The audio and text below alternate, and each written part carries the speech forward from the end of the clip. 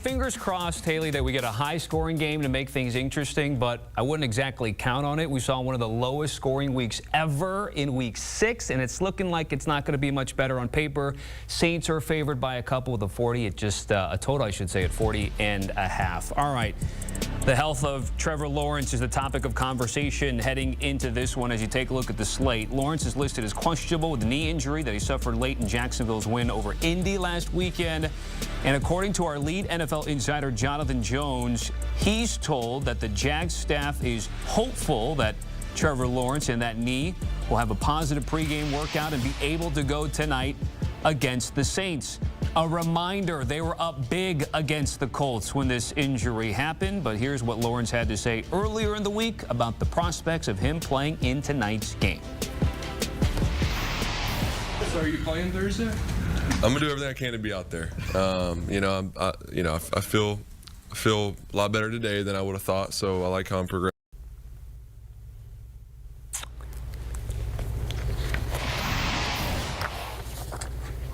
All right, let's get you ready for another Thursday night. And I've got my guys with me on set is Douzable, and joining us from his home is Bryant McFadden. Guys, great to be with you once again. So we just heard from Trevor Lawrence, who's optimistic that he's going to be able to play in tonight's game. I'll start with you, though.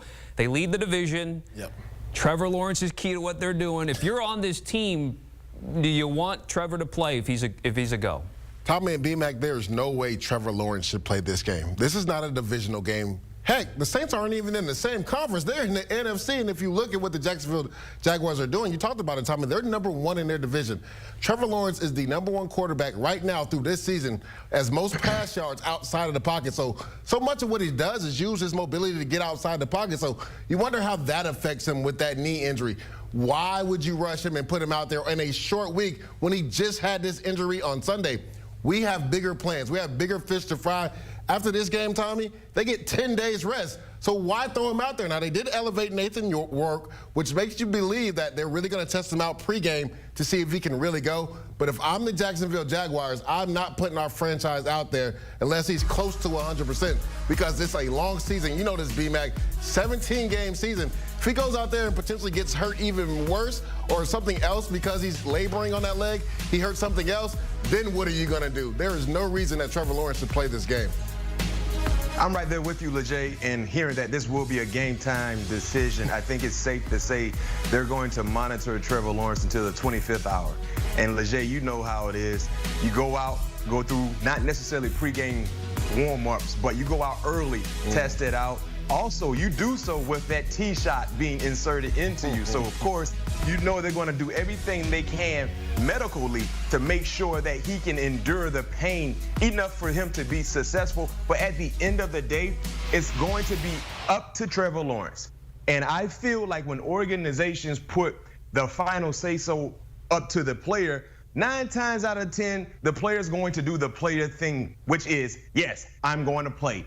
Even though he might not be good and ready enough to play, you know, we're the ultimate competitor, so it's hard for us to sit here and say, no, I don't want to go to battle with my guys, especially with Trevor Lawrence being a leader for that organization. If they leave it up to Trevor Lawrence, if they say, you know what, Trevor, what can you do? Can you go? He's probably going to say, yeah, I can. And granted, he won't even be 60%. You talk about a knee injury less than a week away, a week from his last outing, no question, he's nowhere close to being 100%. So I feel like if they're willing to put him on the line, clearly he has to be in a position where he feels like he can be successful in being the quarterback and he won't make the injury any worse. B-Mac, this is a position where sometimes as players in the locker room, you can go to the player and talk to him. Go to Doug Peterson, the head coach. Coach, we don't need Trevor for this game. We need him down the stretch and into the playoffs. We saw Jamar Chase earlier speak out and say, you know what, Joe Burrow, we don't need you right now. I don't even want to see you to week 5. Now, Joe Burrow has come along and it looks a lot healthier now. But Christian Kirk, Calvin Ridley, this is where I would have these private conversations with my quarterback. Yo, we know you want to put it on the line for our team.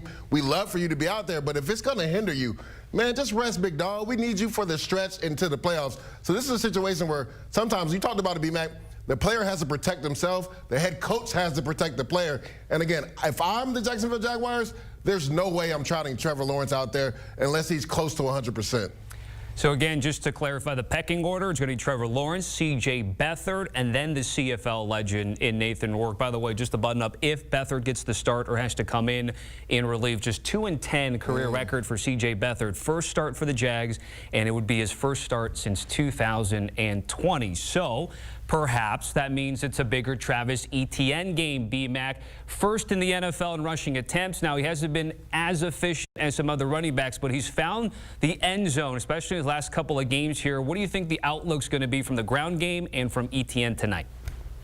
Well, I think regardless if Trevor Lawrence plays or if he does not play, Travis Etienne needs to be extremely impactful in this ball game. You talked about what he's done over the last 2 ball games, especially in the red zone, get into the end zone. You see there in your graphic 4 times. But we need to see more from Travis Etienne because through 6 ball games, yes, the last 2, he's really been balling, but he's only surpassed 100 yards rushing once. And that was a few weeks ago against the Buffalo Bills when he had 136 yards to be exact. We need to see more from Travis Etienne. He's a very, very explosive back, quick. He has moves. He has the running back instincts to be able to create long opportunities for their offense. But we just haven't consistently seen that from Travis Etienne. When you look at his per rush per average, I mean, he's averaging right around 4 yards per tote.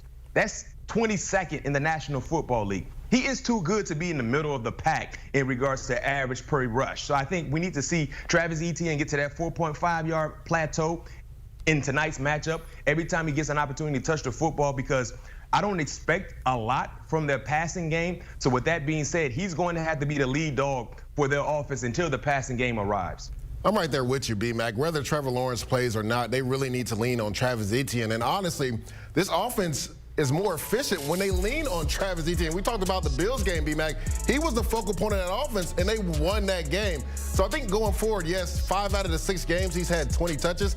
Honestly, we'd like to see them throw him the ball more out of the backfield, because at Clemson, when he was with Trevor Lawrence, he did a lot of good things in the screen game. So get him involved in that screen game. Tonight, I think he should have upwards of 25 touches. Again, whether Trevor Lawrence is playing or not, because I feel like this offense runs a lot smoother when Travis Etienne has things going.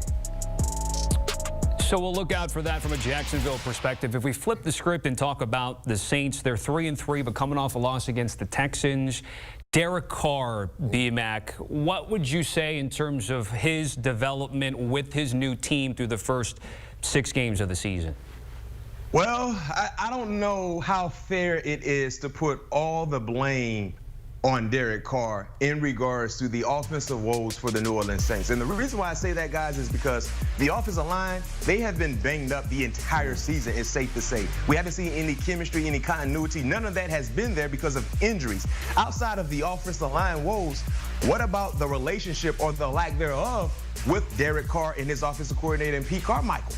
They have really struggled, especially in the red zone. I mean, through 6 ball games so far for the New Orleans Saints, they only converted 36% of their red zone opportunities. That's 28th in the National Football League. The only offenses that have been worse than the New Orleans Saints in the red zone in regards to efficiency, red zone efficiency, is the New York Giants, the Jets, the Tennessee Titans, and the Pittsburgh Steelers.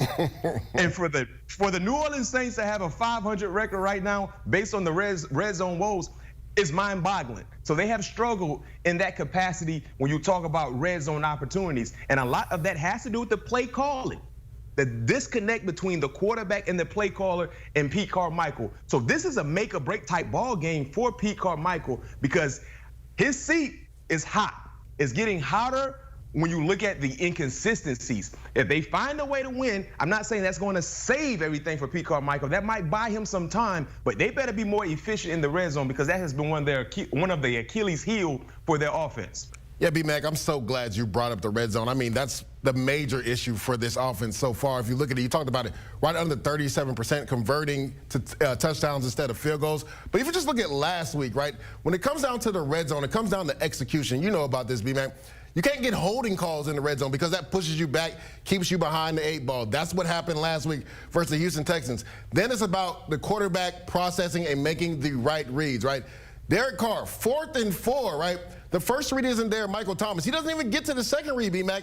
He throws a pass in the flat to Alvin Kamara. We know the percentage of getting a first down is not high when you do that. So as a quarterback, you got to make better decisions in that scenario, right? It's all about processing quick because the field is shrunk down. You got to know exactly where to go with the football. And then also when they were in the red zone, just a drive before that, their kicker missed a chip shot, a 29-yard field goal. So they have struggled mightily in the red zone. Also, Alvin Kamara, career low and average per touch, 3.8 yards per touch.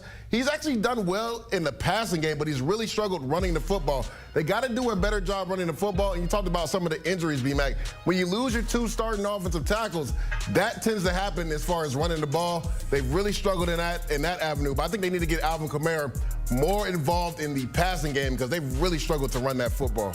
So B-Mac brought up the list of injuries specifically on the offensive line, and the Saints are dealing with much more than that. But you have Young, Ramczyk, and Hurst all out with 2 of those 3 your starters.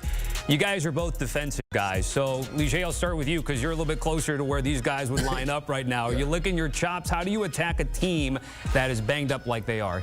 My goodness, Trevor Penegg has struggled since coming in as the starter. Now, let's not forget, Tommy, they traded up in the first round to get this guy. He was supposed to be the guy, and he has essentially been delegated to the number 4 offensive tackle. When he came in the game last week for James Hurst, he gave up multiple holding calls. Jonathan Gennard was licking his chops. I believe he had a sack, maybe a sack and a half in that game. So when you have issues at the offensive tackle, that hurts with the execution on offense. And I think on that play I was talking about on 4th and 4, if you're Derek Carr, there's probably a clock going on in your head, an internal clock, where you go to your first where you're like, if I don't get this ball out, I'm probably going to get sacked. So that's another area they've really struggled because they haven't been healthy at the offensive tackle position, and the guys that have had to play that they've expected to play, a high clip have really struggled in Trevor Penning. Well, Leger, let's play a hypothetical. We're both playing for the Jacksonville Jaguars. You're in the front, I'm in the secondary. Hey, Leger, this offensive line unit has been bad. They've been dealt with injuries. They have allowed the 6th most sacks in the National Football League, 19 to be exact. Let's go ahead and keep that consistency going. Make it hot so we can squat in the back end. Oh, yeah. They have been bad in protecting their quarterback, not to mention with the musical chairs at the offensive line positions that we're going to see. Hey, they have Cam Irvin starting, I think, at the right guard. They just signed him last week. So you talk about continuity or the lack thereof. Let's keep them in a bad spot. Make it hot so we can squat and hopefully pick off some big-time passes because of the pressure you're going to put on Derek Carr, because their offensive line is not just a bad unit. They're bad because of just the musical chairs that they oftentimes play week in and week out. So it's a good segue in terms of the X factor, because Leger, I'll start with you. Ooh. It's a guy who's been playing in game wrecker mode and maybe even gotten a little respect from a guy, Pete Prisco, from the Jacksonville Jaguars. Yeah. Yeah, Josh Allen, not the one in Buffalo, the one in Jacksonville. And B-Mac, we talked about the musical chairs at offensive tackle. I talked about how Trevor Penning has really struggled. If you're Josh Allen, it's a contract year. These are the games you live for. He has 7 sacks. He's had 2 games where he's had at least 3 sacks. You see him right there, sack fumble, getting after the quarterback. He has to be licking his chops to get lined up against Trevor Penning and get after Derek Carr. It's going to be him, right? If this Jaguars team is going to win today, because we don't know the health of Trevor Lawrence, it's going to come down to Josh Allen coming off that edge and creating havoc. He's played at an extremely high level this year, and I expect him to do that tonight versus a beat-up offensive line for the New Orleans Saints. Well, my X factor goes to Travis Etienne, running back for the Jacksonville Jaguars, and this solely because of the uncertainty with their star quarterback in Trevor Lawrence. If Trevor Lawrence plays, he's nowhere close to being 90%. So they're going to have to lean on a guy like Travis Etienne. Over the last 2 weeks, especially in the red zone, he's been finding ways to score touchdowns. That's huge. When you talk about the opportunities with Trevor Lawrence in the lineup or not in the lineup, it would be more put on his plate, and I think he can handle that. Leger, you talked about seeing at least 25 touches, no question, 25 to 30 touches. That should be the ideal number for Travis Etienne, because when he's involved in the offensive game plan, running or passing, their offense is at their best. So me personally, number 1 has to be one of the more impactful players for the Jacksonville Jaguars offense for them to be successful, because like I said, number 16, Trevor Lawrence, even if he plays, I don't expect to see a lot from him based on knowing he's dealing with a knee injury. So we'll go from X factors to picks against the spread. And guys, you guys have been talking about it all week long, reacting to how badly the scoring has been in the NFL. Unders cashed last week at 12, 2, and 1. It's the highest under percentage through week 6 in quite some time at a 61% clip. Again, the total is 40.5. Lee J, I'll start with you because you've got to play on tonight's total. Yeah, I'm playing the under in this game. We just talked about the injury to Trevor Lawrence. We don't know the uncertainty. This Saints defense, I know you brought up Travis Etienne. This Saints defense gets after you in the run game. They haven't given up. I believe Travis Etienne's number is 69.5 yards rushing. They haven't given that up to a running back this year. And if you look at the trends, we're going to play the trends here, right? The Saints, 12 straight games, the under is hit. The Saints are the only team in the NFL. Every game this year, the under has hit. Let's look at the Jacksonville Jaguars. The last 5 primetime games they played in, the under is hit. I'm taking the under in this game because the Saints offense has struggled mightily. Their defense is really good. And with Trevor Lawrence, the uncertainty of him, they're really going to try to run the ball with Travis Etienne. But the Saints defense stops the run. I like the under in this game. I'm right there with you, man. The same song. I might remix it just a little bit, but I'm taking the under as well. I mean, heck, the New Orleans Saints offensively, man, they've only cracked 20 points once in 6 games this season. And that game happened when they scored 30+. I think it was 34 against the New Orleans Saints. Against the New England Patriots. But get this, their defense scored 2 touchdowns. So they got 14 points from their defense. So this offense has been bad, especially in the red zone. They have yet to hit the over in any ball game. A game involving the New Orleans Saints, it has yet to hit the over. So for you bettors out there, I understand there's no such thing as a guarantee. But when you find something that seems to be close to a guarantee, you got to follow the trend. So there's no reason for us to overthink this thing. Injury concerns to Trevor Lawrence, playing on the road against a pretty good New Orleans Saints defense. The Jacksonville Jaguars defense playing against an offense that has only averaged 18 points per ball game. Under.